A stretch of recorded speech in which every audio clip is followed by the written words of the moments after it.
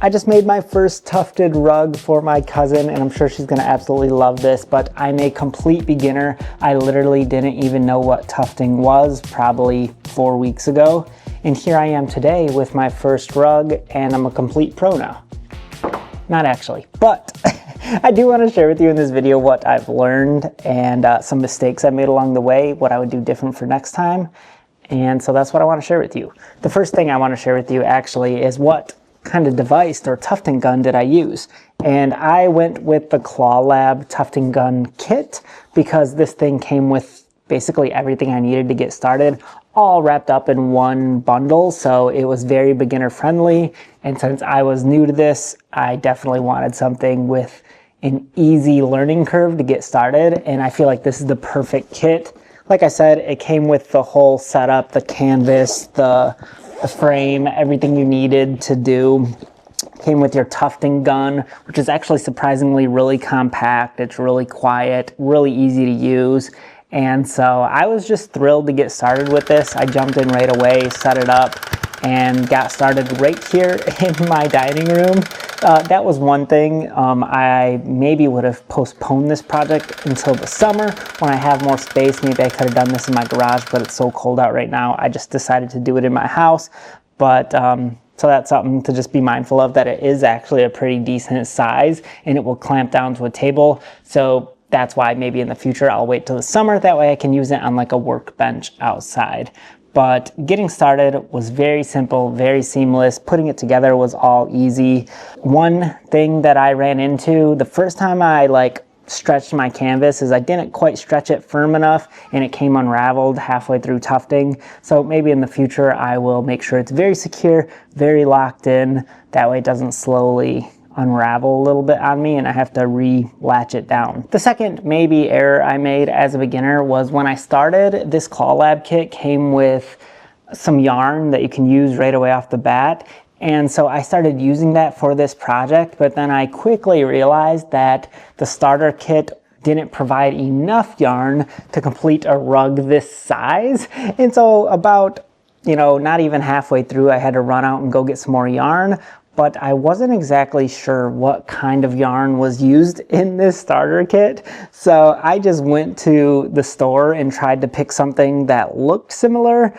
And I think I did a pretty decent job, but there is a discrepancy between you can see it right here. This yarn and this yarn are different, and up close you can realize it, but from far away you probably don't notice it that much. So that is one thing that if I were going to restart on a project, I would just go out and buy yarn right away. That way I have the same consistent yarn throughout the whole project. Once I actually got started tufting, it was very simple, and the gun had different speed levels. So if you're doing something more intricate, like around the lettering, you can slow it down and be more precise. Or if you had a larger patch, you can turn up the speed and just go quickly. So that was nice that I had different speed settings built into it. But even the method I used to go around and outline stuff, I didn't know what I was doing at first. And then about halfway through, I started watching some tutorials on how to tuft, and then I realized I wasn't doing it accurately. So the last step of tufting a rug is to shave it down and make it look all smooth and pretty, but I didn't do it on this because I don't think my lines are actually going to be that clean if I actually shave this down. So I kind of skipped that last step, and it kind of is just more of a fuzzy, cutesy rug, not necessarily something that's crisp and shaved down and you need to see all the intricate details. The reason I didn't do that is because I don't think I did the best tufting job, and so if I shave it down and you can see all the turns I made with the device, you're going to be like, whoa, that was a little wonky. So that's kind of why I didn't shave it down and do that last step. Something I also seen on tutorials is sometimes I see people thread 2 pieces of yarn through their gun at the same time and start tufting.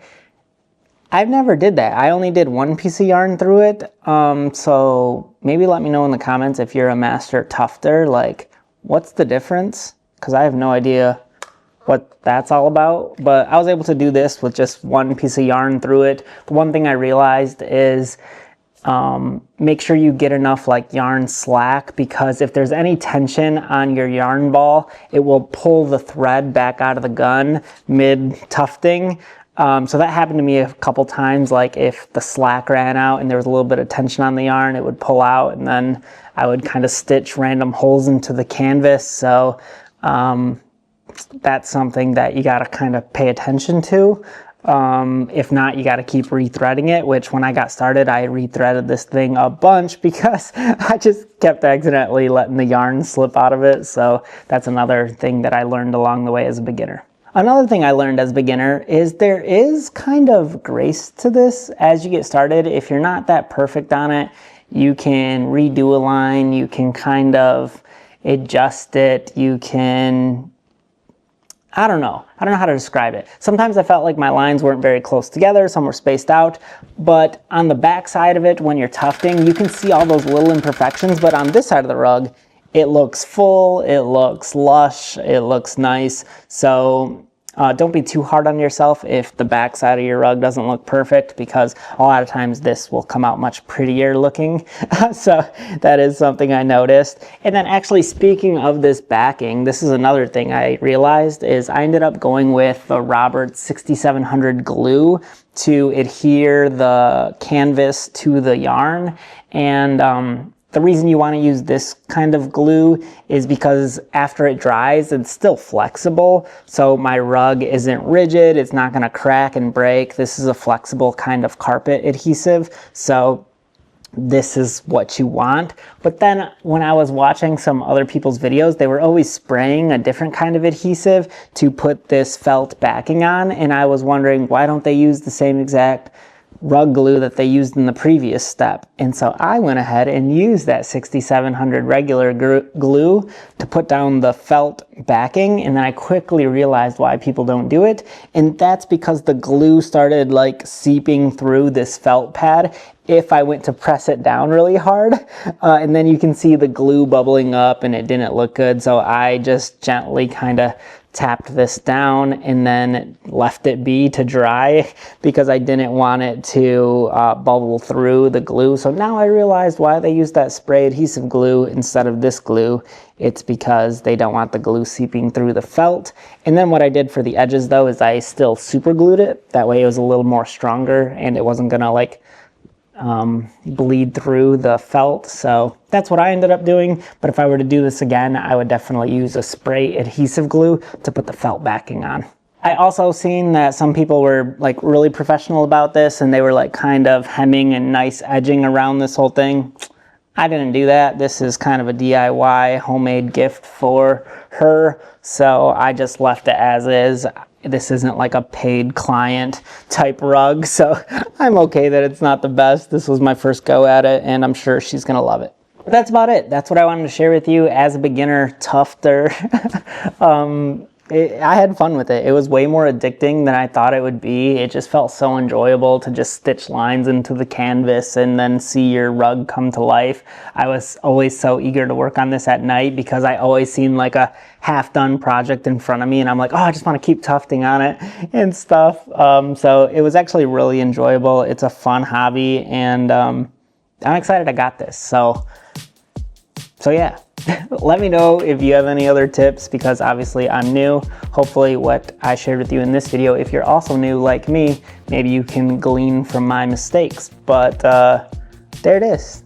If you want to check out this Clawlab gun kit, I'll definitely put a link in the description below for you to check it out for yourself. And thanks for watching. Have a nice one.